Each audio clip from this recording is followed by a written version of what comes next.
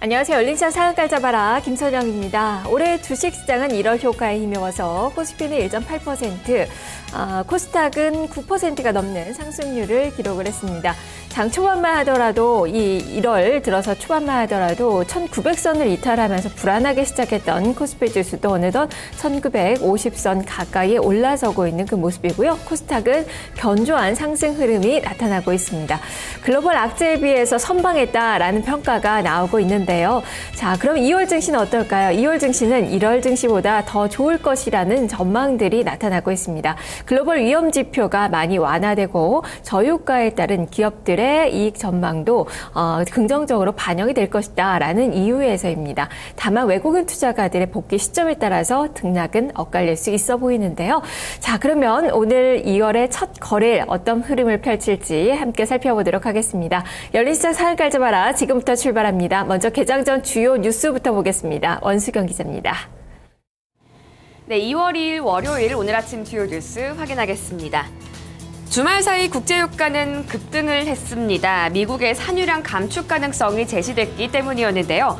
현지 시간으로 지난주 금요일 뉴욕 상업거래소에서 3월 인도분 서부 텍사스산 원유는 전날보다 8.3%, 3.71달러 오른 배럴당 48.24달러에 거래를 마쳤습니다.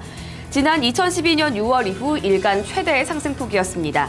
런던 선물시장에서도 3월 인도분 브렌트유 가격이 7.9% 오르면서 배럴당 52.99달러에 거래가 됐습니다. 미국의 석유 개발업체인 베이커 휴즈가 지난주 미국의 채굴 장비가 전체의 7%에 달하는 97개가 감소했다고 밝히면서 이 감산에 대한 기대감을 키웠는데요. 조사가 실시된 지난 1987년 이후 가장 큰 감소폭이었습니다. 유가가 지금 이 지점에서 바닥을 확인하고 반등할 수 있을지 주목이 되고 있습니다. 네, 유가는 반등을 했지만 여전히 저점에 머물고 있는데요. 이에 따라 삼성중공업의 신용등급 전망도 하향 조정됐습니다. 나이스 신용평가는 삼성중공업의 신용등급 전망을 안정적에서 부정적으로 하향 조정했습니다. 신용등급은 AA를 유지했습니다. 조선산업 내 경쟁이 심화되고 유가 하락으로 시장 환경이 불리하게 전개되고 있다는 게 그 이유였는데요. 사업 여건이 저하되면서 대형 프로젝트에서 손실이 발생하는 등 영업 수익성이 낮아지고 있다고 지적을 했습니다. 삼성중공업은 최근에 영업이익이 8년 만에 최저치로 곤두박질 치는 등 부진한 실적을 발표하기도 했는데요. 이딴 악재에 주가가 어떻게 반응할지 지켜보셔야겠습니다. 네, 그리고 현대그룹이 자구 계획의 일환으로 추진한 현대증권의 매각 우선 협상 대상자로 일본 개인 오릭스 사모펀드가 선정이 됐습니다. 오릭스와 함께 본입찰에 참여할 사모펀드인 파인스트리트 그룹은 예비 협상 대상자로 선정이 됐습니다. 이번 매각 대상이 된 지분은 현대그룹이 보유하고 있는 지분 22.43%에 동반 매각권을 가진 자베즈 파트너스의 지분 9.54% 등을 포함해서 모두 36.9%입니다. 인수대금은 1조 원이 넘는 걸로 알려지고 있습니다.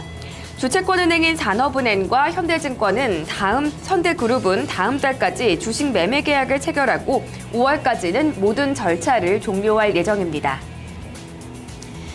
네, 그리고 지난주 금요일 장마감 이후 나온 실적 공시도 정리해드리겠습니다. 우선 한진해운은 4년 만에 흑자 전환 소식을 밝혔습니다. 지난해 영업이익이 821억 4,500만 원으로 전년 대비 흑자 전환했습니다. 매출액은 8조 6,500억 원으로 10% 감소했고요.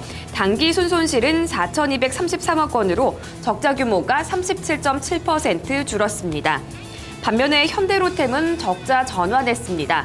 지난해 4분기 324억 원의 영업 손실을 기록했는데요. 매출액은 4% 줄어든 9,413억 원, 당기 순손실도 502억 원을 기록했습니다. 엇갈린 실적에 한진해운의 목표 주가는 상향 조정됐고요. 현대로템의 목표가는 하향 조정됐습니다. 이 밖에도 LG하우시스가 4분기 6,884억 원의 매출액과 275억 원의 영업이익을 기록하면서 컨센서스를 상향했었는데요. 역시 목표가도 상향 조정됐습니다. 이 밖에 삼성카드는 지난해 전년 대비 10% 증가한 3,042억 원의 당기 순이익을 기록했습니다. 계열사 주식 매각 등 일회성 요인까지 포함한다면 당기 순이익이 6,560억 원으로 뛰게 되는데요. 다만 계열사 매각이익이 주주에게 강하게 환원되지 못했다는 점에서 다소 부정적으로 작용할 수 있다는 분석이 나왔고요. 목표 주가도 하향 조정됐습니다. 네, 그리고 오늘 장에서는 LIG손해보험과 CJ오쇼핑이 실적을 발표합니다. 먼저 LIG손해보험은 지난해 연결 기준으로 1,384억 원의 순이익을 기록했을 걸로 전망이 됐습니다. 영업이익 컨센서스는 1,948억 원입니다. 다만 4분기, 이 분기 기준으로는 실적이 적자 전환했을 걸로 전망이 되고 있습니다. CJ오쇼핑은 지난 3분기를 바닥으로 영업이익이 개선됐을 걸로 전망됐습니다.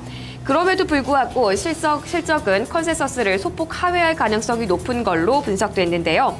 컨센서스 영업이익은 440억 원이지만 증권가에서는 영업이익 430억 원과 취급액 8,600억 원을 전망하고 있습니다. 오늘 실적 속보까지도 잘 챙겨보셔야겠습니다. 지금까지 오늘 아침 주요 뉴스 확인해봤습니다.